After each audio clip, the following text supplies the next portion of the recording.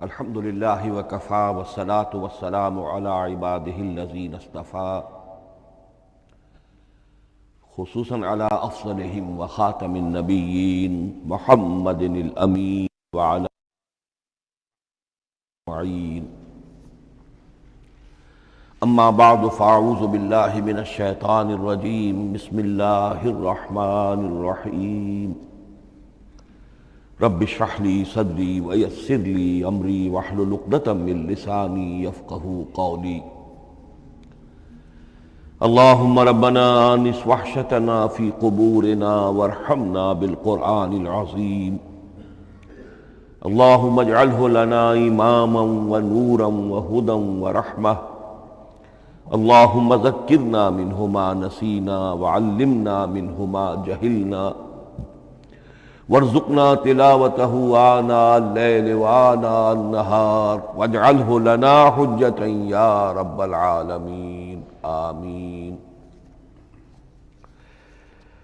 کل دو نشستوں میں تعارف قرآن کے ضمن میں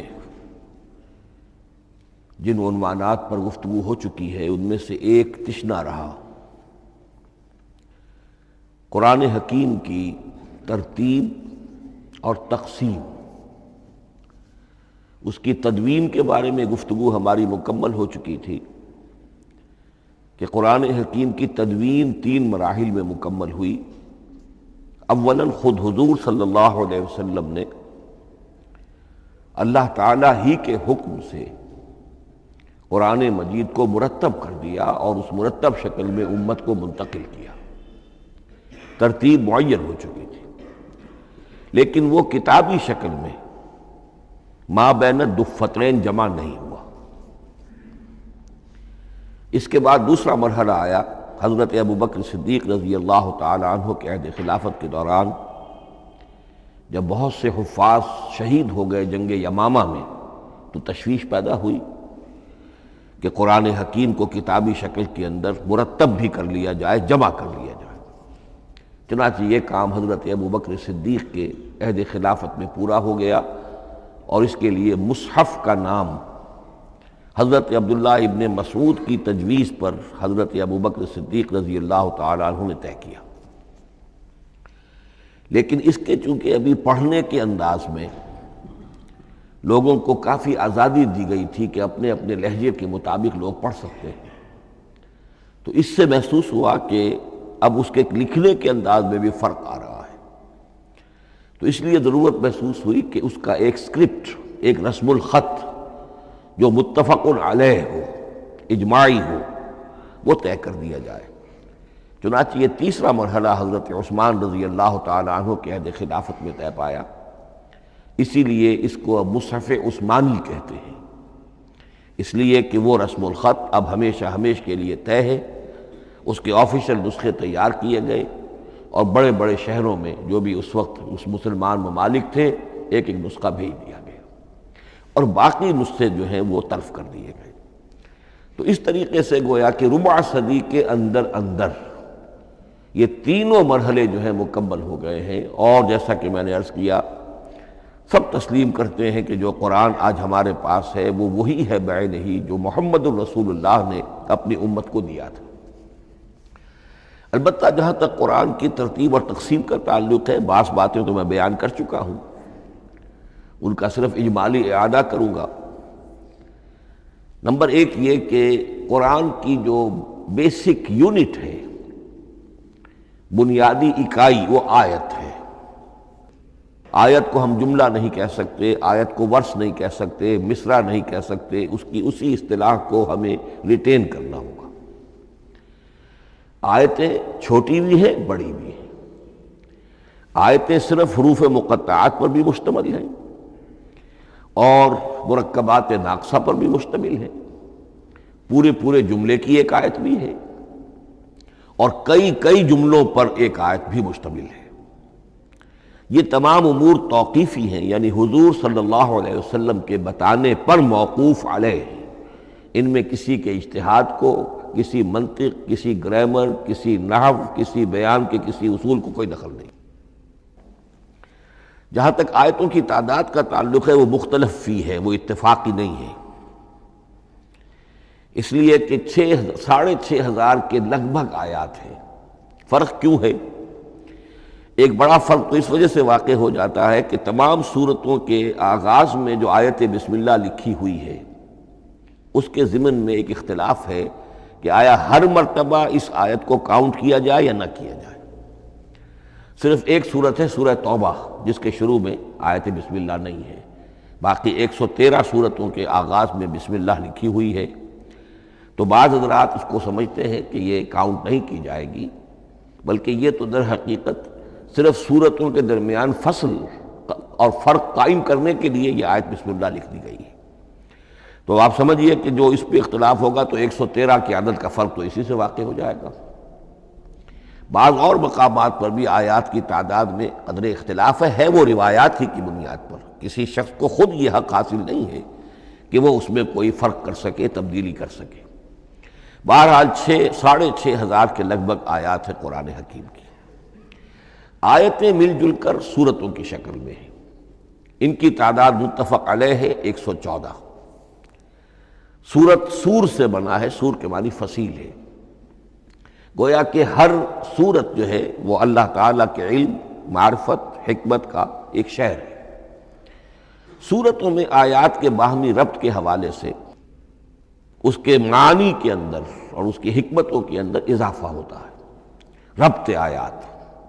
اور جس طریقے سے کہ مختلف موتیوں کو پرو دیا جائے ایک دھاگے میں، اس سے ہار وجود میں آئے، جو ترتیب ہوگی موتیوں کی اس سے ان موتیوں کا حسن دوبالا ہو جائے گا۔ ایسے ہی معاملہ آیات قرآنیہ کا ہے کہ جو ایک سورت کے اندر ہیں اور ہر سورت کا ایک مرکزی مضمون یا عمود ہوتا ہے، اور تمام آیتیں اس سے منطلق اور اس سے منسلک ہوتی ہیں۔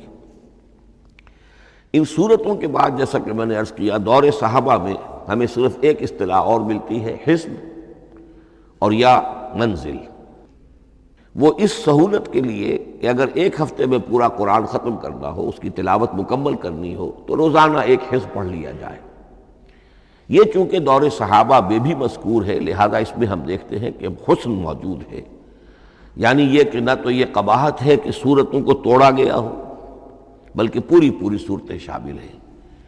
کوئی مصنوعی مساوات قائم کرنے کی کوشش نہیں ہے، کوئی حزب نسبتاً تھوڑا سا زیادہ بڑا ہے، کچھ تھوڑا سا چھوٹا ہے، لیکن تقریباً مساوی ہے۔ خام خواہ کی کوئی مصنوعی مساوات قائم کرنے کی کوشش نہیں ہے۔ اور اس کے باوجود یہ حسن موجود ہے کہ سورہ فاتحہ کو اگر ہم علیحدہ رکھ دیں کہ وہ پورے قرآن حکیم کے لیے ایک دباچہ اور مقدمہ ہے، تو پہلے حزب یا پہلی منزل میں 3 سورتیں، دوسرے میں 5، تیسرے میں 7، چوتھے میں 9، پانچویں میں 11، چھٹی میں 13، یہ سیڑھی ہے بالکل۔ اور جو آخری حزب مفصل کہلاتا ہے، اس میں چونکہ آخری پارے میں آپ کو معلوم ہے چھوٹی چھوٹی سورتیں ہیں تو تعداد 65 ہے، وہ بھی جو آخری تعداد ہے 13 اس کا ملٹیپل ہے۔ بہرحال یہ حزب یہ بھی دور صحابہ میں اس کا تذکرہ ہمیں ملتا ہے۔ البتہ جو مزید تقسیم کی چیزیں ہمارے ہاں معروف ہیں وہ بات کی چیزیں ہیں۔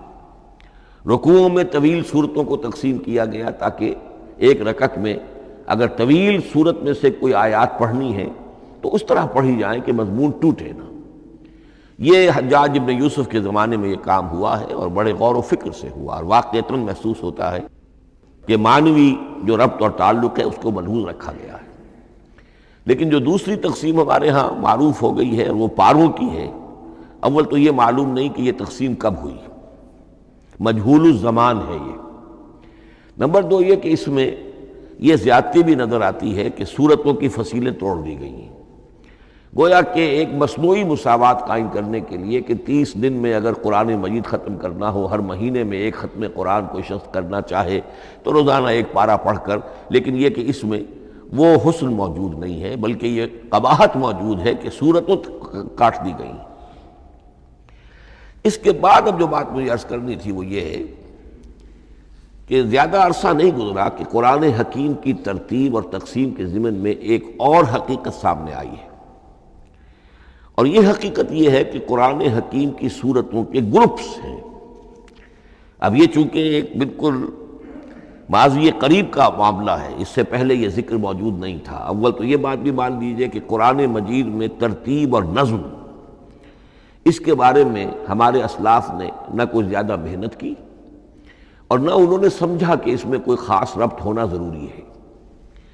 لیکن یہ کہ عہد حاضر میں مولانا حمید الدین فراہی رحمۃ اللہ علیہ ہندوستان میں ایک ایسے عالم پیدا ہوئے کہ جنہوں نے نظم قرآن کو اپنا خاص موضوع بنایا کہ یہ جو آیات باہم جوڑی گئی ہیں تو آخر کوئی حکمت ہے، سورتوں میں جو ربط قائم کیا گیا ہے یقیناً حکمت پر مبنی ہے، ورنہ سب سے سیدھی ترتیب تو جیسا کہ میں نے کل عرض کیا تھا یہ ہوتی، ترتیب نزولی سے قرآن کو مرتب کر دیا جاتا۔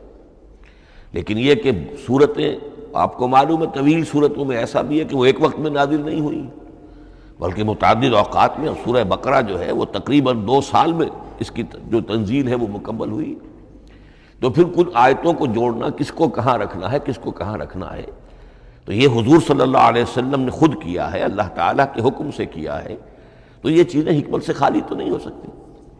تو انہوں نے اس کو خاص اپنا موضوع بنایا اور ان کے سامنے بعض حقائق آئے ہیں، وہ حقائق ہیں جو اب میں آپ کے سامنے بیان کر رہا ہوں۔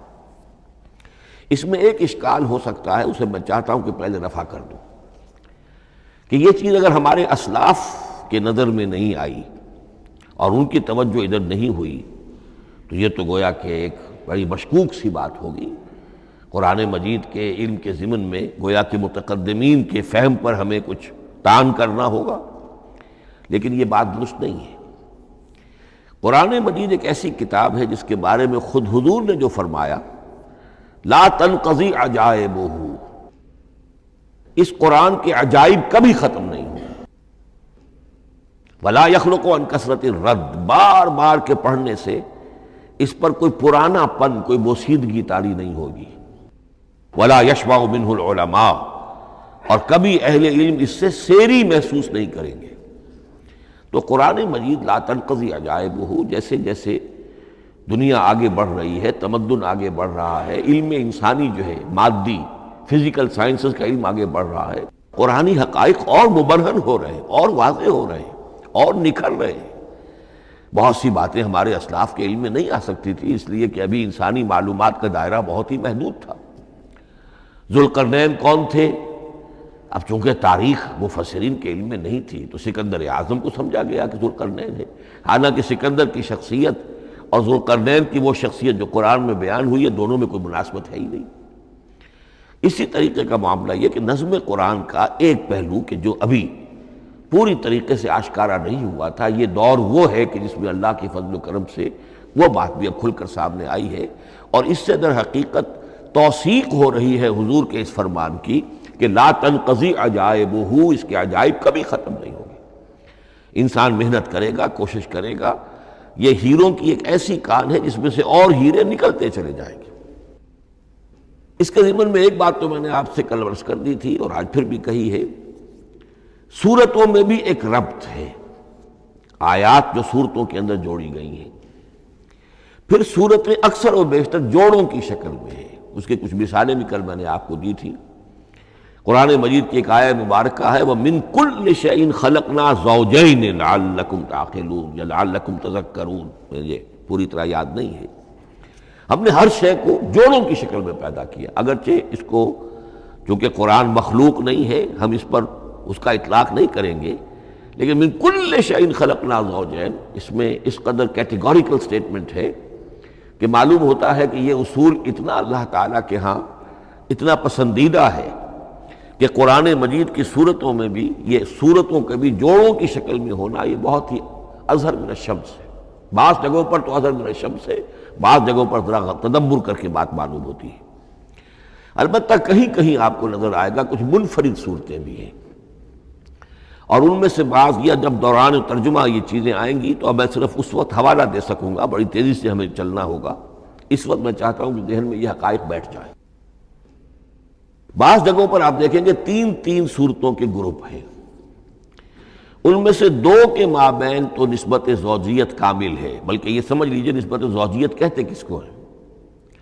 2 چیزیں مل کر کسی مقصد کی تکمیل کریں، ان دونوں میں ایسی نسبت ہونی چاہیے ریسیپروکل کہ وہ ایک دوسرے کی تکمیل کے لیے اور کسی مقصد کے حصول کے لیے ان کے مابین ایک تعلق قائم ہو، یہ زوجیت ہے۔ اسی طریقے سے قرآن مجید میں جب صورتیں آتی ہیں جوڑوں کی شکل میں، تو کسی مضمون کا ایک رخ وہ ایک صورت میں آ جائے گا، اس کا دوسرا رخ دوسری صورت میں آ جائے گا، اور دونوں مل کر، جسے ہم کہتے ہیں تصویر کے دونوں رخ، وہ رخ مکمل ہو جائیں گے، بات پوری ہو جائے گی۔ البتہ بعض جگہوں پر ہے تین صورتوں کے سب گروپس ہیں۔ میں اس معاملے میں گروپ کا لفظ ریٹین کر رہا ہوں، اس لیے کہ قدیم تو یہ تصور تھا نہیں، جدید اصطلاح ہے، تو اس میں چونکہ اب بہت سے الفاظ انگریزی زبان کے اب اردو میں آ گئے ہیں کہ اس کی جگہ کوئی اور بہت ہی کوئی کوشش کر کے لفظ لایا جائے تو وہ شاید زیادہ عام فہم نہیں ہوگا، یا عام فہم ہے۔ تو گروپس اور سب گروپس، چھوٹے گروپ بڑے گروپ، تو یہ چھوٹے گروپ جو ہے تین صورتوں کے، ان میں سے دو کے مابین تو نسبت زوجیت بتمام و کمال ہوگی، اور تیسرے کی حیثیت ضمیمے کی ہوگی۔ اس کی مثالیں بعد میں آئیں گی۔ البتہ یہ جو ضمیمے ہوتے ہیں خود ان کے، یا جو دوسری منفرد صورتیں ہیں، خود ان میں آپ کو فصل کے ساتھ نسبت زوجیت مل جائے گی۔ اس سے آگے چلیے، اب اصل ہے وہ شے جس کو میں آج چاہتا ہوں بیان کرنا۔ قرآن حکیم کی صورتوں کی ایک گروپنگ اس اعتبار سے سامنے آئی، کچھ صورتیں مکی پھر مدنی، پھر مکی پھر مدنی، پھر مکی پھر مدنی، پھر مکی پھر مدنی۔ ایسا کیوں ہے؟ بڑی قابل غور بات ہے، اس میں کوئی حکمت ہے؟ اور عجیب بات یہ سامنے آئی، اس اعتبار سے بھی قرآن کے 7 گروپ بنتے ہیں۔ ہر گروپ میں ایک یا ایک سے زائد مکی صورت، اور پھر ایک یا ایک سے زائد مدنی صورتیں، ایک گروپ پورا ہو گیا۔ دوسرے گروپ میں پھر ایک یا ایک سے زائد مکی صورت، پھر ایک یا ایک سے زائد مدنی صورتیں، وہ پھر گروپ مکمل ہو گیا۔ یہ گروپ بھی قرآن حکیم میں 7 ہیں۔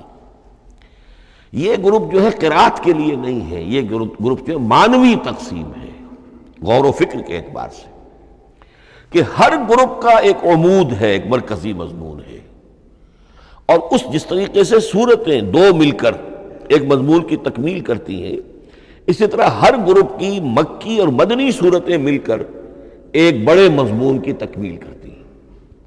اس طریقے سے گویا کہ یہ قرآن مجید میں 7 گروپ ہیں بڑے بڑے، جو کہ جس میں کہ صورتیں جو ہیں وہ جمع کی گئی ہیں۔ مثلاً میں اب آپ کو اشارتاً بتا دوں، پہلے گروپ میں سورہ مکی جو ہے وہ صرف ایک ہے، سورہ فاتحہ، تعداد میں تو ایک ہے، وہ اپنے حجم کے اعتبار سے چھوٹی بھی ہے لیکن بہت بھاری صورت ہے۔ وَلَقَدْ آتَيْنَاكَ سَبْعًا مِنَ الْمَثَانِي وَالْقُرْآنَ الْعَظِيمِ، محض اس صورت کو بھی قرآن عظیم کہا گیا ہے۔ لیکن ایک صورت مکی سورہ فاتحہ، پھر 4 طویل ترین صورتیں مدنی، بقرہ، آل عمران، نساء، مائدہ۔ دوسرے گروپ میں 2 صورتیں مکی، 2 مدنی، الانعام، الاعراف مکیات، الانفال، التوبہ مدنیات۔ تیسرا گروپ چلتا ہے، 14 صورتیں مسلسل چلی جا رہی ہیں مکی، سورہ یونس سے، سورہ یونس، سورہ ہود، سورہ یوسف، سورہ رعد، سورہ ابراہیم، چلتے جائیے، سورہ حجر، سورہ نحل، سورہ بنی اسرائیل، سورہ کہف، سورہ مریم، سورہ طٰہٰ، سورہ انبیاء، سورہ حج اور سورہ مومنون، 14 صورتیں۔ اب آئی ایک مدنی صورت، سورہ نور۔ یہ تیسرا گروپ مکمل ہو گیا۔ چوتھے گروپ میں بھی یہی بات آپ کو نظر آئے گی۔ الفرقان سے سورہ سجدہ تک 8 صورتیں مکی ہیں، اور پھر ایک صورت آتی ہے سورۃ الاحزاب، وہ مدنی ہے۔ اب یہ جو ایک ایک صورتیں آئی ہیں، سورہ نور اور سورہ احزاب، ہر شخص کو اندازہ ہو جائے گا یہ آپس میں جوڑے کی شکل رکھتی ہیں، ان کے مضامین بہت ایک دوسرے سے مشابہ ہیں، بہت مشابہ ہیں، لیکن یہ کہ وہ اس طریقے کا جوڑا نہیں ہے کہ اسی گروپ میں ان کا جوڑا موجود ہو، اس کا جوڑا جو ہے وہ دوسرے گروپ میں ہے۔ پھر آئیے 5واں گروپ ہے، سورہ سبا سے احقاف تک، یہ 13 صورتیں مکی ہیں، اور پھر سورہ محمد صلی اللہ علیہ وسلم سے سورۃ الحجرات تک 3 صورتیں مدنی ہیں، یہ کل 16 صورتیں ہیں۔ چھٹے گروپ میں سورہ قاف سے سورہ واقعہ تک 7 صورتیں، یہ مکی ہے، اور سورہ حدید سے سورہ طلاق تک 10 صورتیں مدنی ہیں، یہ 17 صورتیں ہیں۔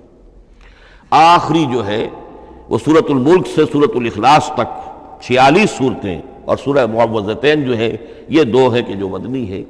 بعض کا اس میں اختلاف ہے، وہ میں بعد میں عرض کروں گا، لیکن جو میری رائے ہے وہ میں آپ کے سامنے رکھ رہا ہوں۔ اس طریقے سے یہ 7 گروپ جو ہیں قرآن مجید میں سورتوں کے وجود میں آئے۔ ہر گروپ کا ایک مرکزی مضمون ہے۔ مثلا پہلے گروپ کا مرکزی مضمون شریعت ہے۔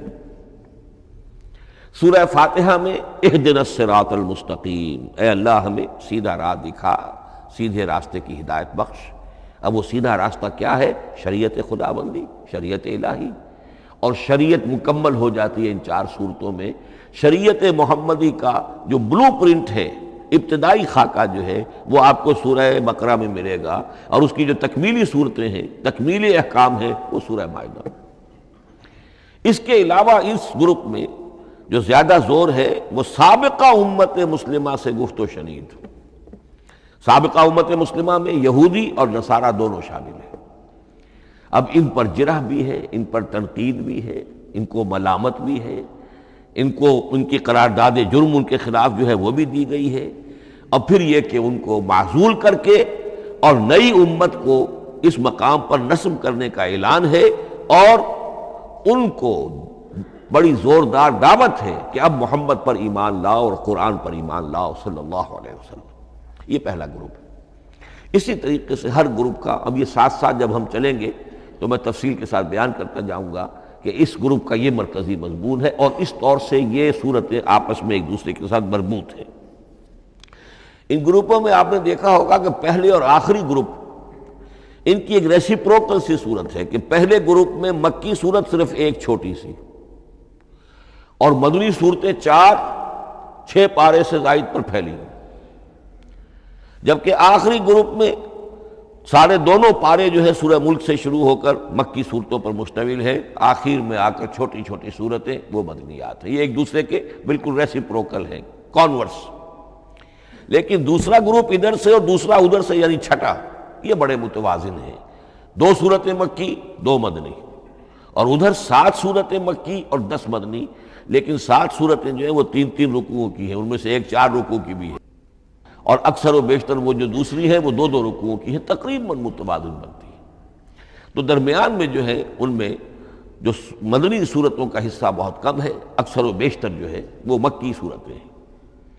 ان مکی صورتوں کے اندر بھی جو 6 گروپ تقریباً بنتے ہیں، اس لیے کہ پہلی گروپ کے اندر تو مکی صورت صرف سورہ فاتحہ ہے، تو ان میں سے پہلے 2 گروپوں میں رسالت کا مضمون مرکزی مضمون ہے، درمیانی 2 گروپوں میں توحید کا مضمون مرکزی مضمون ہے، آخری 2 گروپوں میں انذار آخرت کا مضمون مرکزی مضمون ہے۔ آخری صورتیں آپ کو معلوم ہے سورہ قاف سے شروع ہو کر، تو پھر یہ انذار آخرت جو ہے ان سب کا مرکزی مضمون ہے۔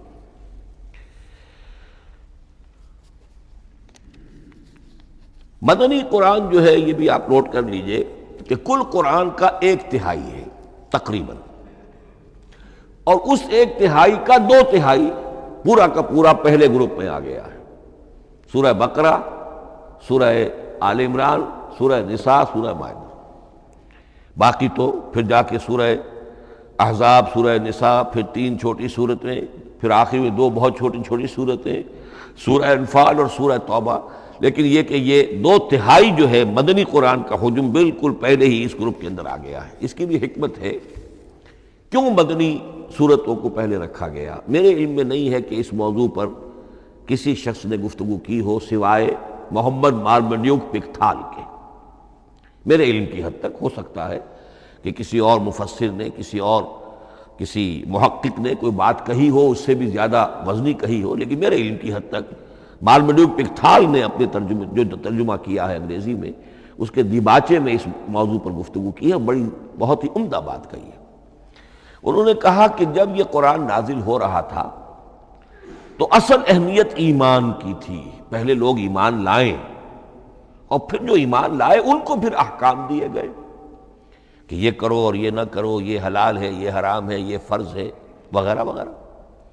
لیکن جب ایک امت وجود میں آ گئی، امت کے وجود میں آنے کے بعد اب نسلاً مسلمان پیدا ہو رہے ہیں، ان کے ہاں اب ضرورت پہلے اسلام کی ہے، چاہے بچہ چھوٹا ہی ہے، پہلے اسے احکام سکھائے جائیں گے. بچہ چھوٹا ہی ہے، نماز پڑھنی سکھائی جائے گی. بچہ چھوٹا ہی ہے، روزہ رکھنا سکھایا جائے گا. تو امت کے اس طرح تشکیل پا جانے کے بعد اب اصل اہمیت جو ہے وہ احکام کی ہو گئی ہے. احکام اب مقدم ہے، اور ایمان کا معاملہ جو ہے وہ اس کے بعد مؤخر ہے. کوئی شخص بالغ ہوگا، ذہین ہوگا، فطین ہوگا، غور و فکر کی صلاحیت سے اگر اللہ تعالیٰ نے اسے بہرور کیا ہوگا، پھر وہ حقیقت ایمان تک رسائی حاصل کرے گا. ورنہ یہ ہے کہ عام ایک مسلمان جو ہے اسے جہاں تک احکام کا تعلق ہے ان پر تو عمل کرنا ہی ہے. تو یہ بڑی میں سمجھتا ہوں کہ ذہانت پر مبنی بات ہے کہ جو محمد مارمیلیوک پکتھال نے کہی ہے، اور مجھے اس سے اتفاق ہے. اب آئیے اگلا معاملہ، اگلی بحث، اگلا موضوع. قرآن کا موضوع کیا ہے؟ کیا قرآن فلسفے کی کتاب ہے، سائنس کی کتاب ہے؟ کیا یہ جیولوجی کی کتاب ہے، فزکس کی کتاب ہے، کس چیز کی کتاب ہے؟ تو پہلی بات یہ سمجھیے، قرآن کا موضوع ہے انسان. لیکن انسان کی اناٹمی نہیں، انسان کی فزیولوجی نہیں، انسان کی اینتھروپولوجی نہیں، کچھ نہیں. انسان کی ہدایت. یہ ہدایت کا لفظ بنیادی ہے قرآن مجید کے لیے. چنانچہ دیکھیے، ذرا نوٹ کر دیجئے، سورہ بقرہ کے شروع ہی میں ہدی للمتقین، پھر اس کے وسط میں ہدی للناس. سورہ یونس میں فرمایا ہدی ورحمۃ للمؤمنین. سورہ لقمان میں فرمایا ہدی ورحمۃ للمحسنین. سورۃ البقرہ اور النحل میں فرمایا، نمل میں ہدی وبشریٰ للمؤمنین. آل عمران میں وموعظۃ للمتقین، ہدی وموعظۃ للمتقین. پھر 3 مرتبہ الہدیٰ هو الذی ارسل رسولہ بالہدیٰ ودین الحق لیظہرہ علی الدین کلہ. الہدیٰ، ہدن نکرہ ہے، الہدیٰ معرفہ ہو گیا، یعنی ہدایت کاملہ، ہدایت تامہ، ہدایت ابدی. اسی طرح سورۃ النجم میں فرمایا وَلَقَدْ جَاءَهُم مِّن رَّبِّهِمُ الْهُدَىٰ. سورۃ الجن میں وَإِنَّا لَمَّا سَمِعْنَا الْهُدَىٰ آمَنَّا بِهِ. سورہ بنی اسرائیل میں وَمَا مَنَعَ النَّاسَ أَن يُؤْمِنُوا إِذْ جَاءَهُمُ الْهُدَىٰ. سورہ بنی اسرائیل میں بھی یہ الفاظ آئے، سورہ کہف میں بھی آئے. تو قرآن کا موضوع ہے ہدایت. اور اس کو اب ذہن میں رکھیے کہ انسان کے علم کے 2 گوشے ہیں. علم انسانی 2 حصوں میں منقسم ہے. ایک حصہ ہے فزیکل ورلڈ کا علم، جو حواس کے ذریعے سے حاصل ہوتا ہے، مادی حقائق ان کا علم. حواس 5 ہمارا دیکھنا، سننا، سونگھنا، چکھنا، چھونا، یہ تمام صلاحیتیں ہیں. ان سے کچھ معلومات حاصل ہوتی ہیں، اور عقل کا یہ کمپیوٹر ان کو پروسیس کرتا ہے، اس سے نتائج نکالتا ہے، نتائج نکال کے سٹور کر لیتا ہے. پھر مزید کوئی معلومات حواس کے ذریعے سے حاصل ہوتی ہیں. اب ان کو وہ پھر پروسیس کر کے جو سابق میموری سٹورڈ ہے اس کے ساتھ ریکنسائل کر کے کوئی اور نتیجہ اخذ کرتا ہے. اس طرح رفتہ رفتہ رفتہ رفتہ انسان کا یہ علم بڑھتا چلا جا رہا، اور ہم نہیں کہہ سکتے کہ ابھی اور کہاں تک جائے گا. آج سے چند 100 سال پہلے بھی انسان تصور نہیں کر سکتا تھا کہ انسانی علم وہاں پہنچ جائے گا جہاں آج پہنچ چکا ہے. اس علم کا وحی سے کوئی تعلق نہیں. اس علم کا تعلق ہے علم اسماء سے، جو حضرت آدم میں ودیعت کر دیے گئے تھے بالکل شروع میں. سورہ بقرہ کا 4تھا رکوع جو ہے اس کے شروع میں ذکر ہے وَعَلَّمَ آدَمَ الْأَسْمَاءَ كُلَّهَا.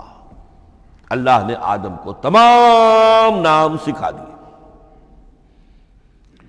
اور اس کے آخر میں ذکر ہے جب فرشتوں، جب آدم کو اور حوا کو حکم دیا گیا کہ اب زمین میں جا کر اور وہاں کا چارج سنبھالو، تو فرمایا وَإِمَّا يَأْتِيَنَّكُم مِّنِّي هُدًى فَمَن تَبِعَ هُدَايَ فَلَا خَوْفٌ عَلَيْهِمْ وَلَا هُمْ يَحْزَنُونَ. وہ علم ہدایت ہے. یہ 2 چیزیں بالکل علیحدہ ہیں. علم اسماء در حقیقت یوں سمجھیے کہ جیسے آم کی گٹھلی میں پورا آم کا درخت ہوتا ہے، وہی تو گٹھلی ہے جو آپ زمین میں دباتے ہیں، پھر اگر پانی وہاں پڑتا ہے، زمین میں روئیدگی بھی ہے، وہ گٹھلی پھٹے گی، وہ جو اس میں سے دو پتے نکلیں گے، وہ پتے اوپر بڑھیں گے، درخت بنے گا۔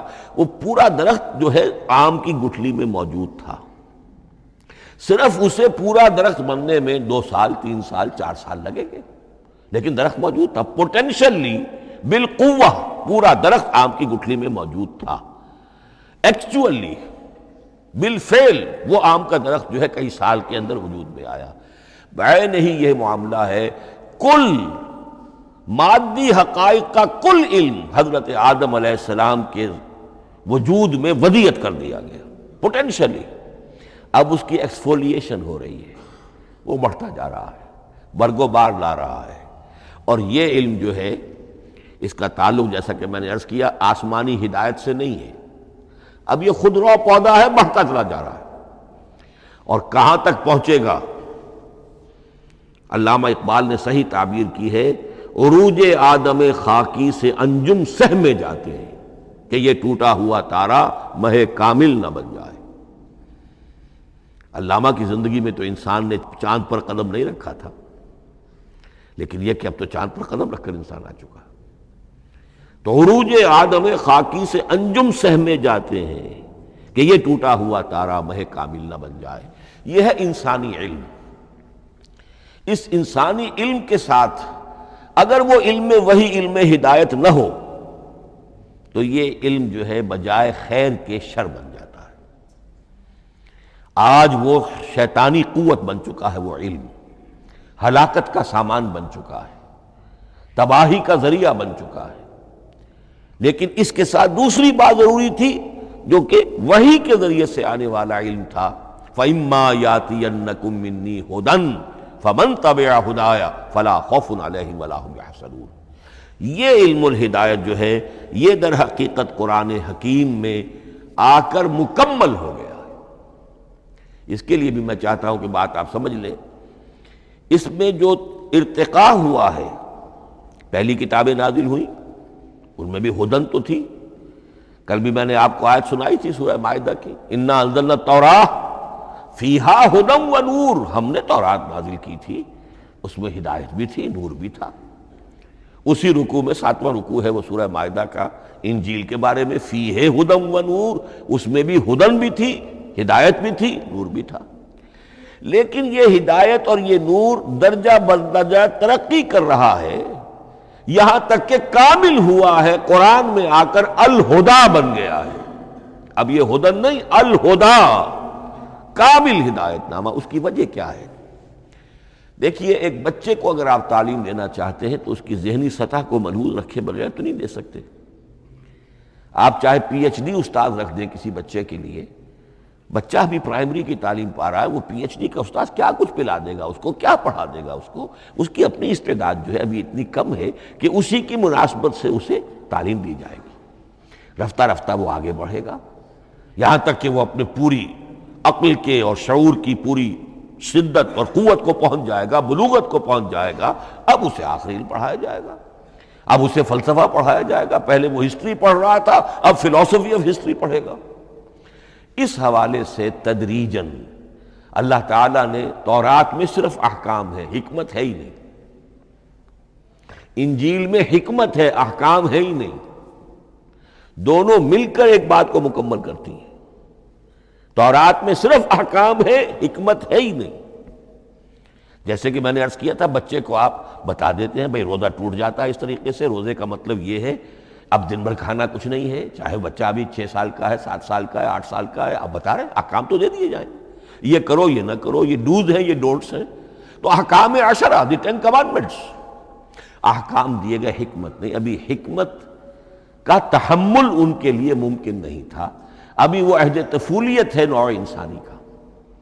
یوں سمجھیے کہ آج سے 3500 سال قبل کا انسان، 1400 قبل مسیح میں تورات دی گئی ہے حضرت موسیٰ علیہ السلام کو۔ اب یہ 2000 مسیح آنے والا ہے تو 3400 سال پہلے کی بات ہے، تو انسانی ذہن ابھی جس سطح پر تھا، یہاں تک کہ 2000 سال پہلے حضرت مسیح علیہ السلام کے بھی الفاظ انجیل میں موجود ہیں، اب بھی موجود ہیں۔ اپنے حوارین سے آپ نے فرمایا تھا ابھی مجھے تم سے اور بھی بہت سی باتیں کہنی تھیں مگر ابھی تم ان کا تحمل نہیں کر سکو گے، جب وہ فارقلیت آئے گا تو تمہیں سب کچھ بتائے گا۔ یہ پیشین گوئی تھی محمد الرسول اللہ صلی اللہ علیہ وسلم۔ ابھی تم تحمل نہیں کر سکتے، ابھی 600 برس اور چاہیے۔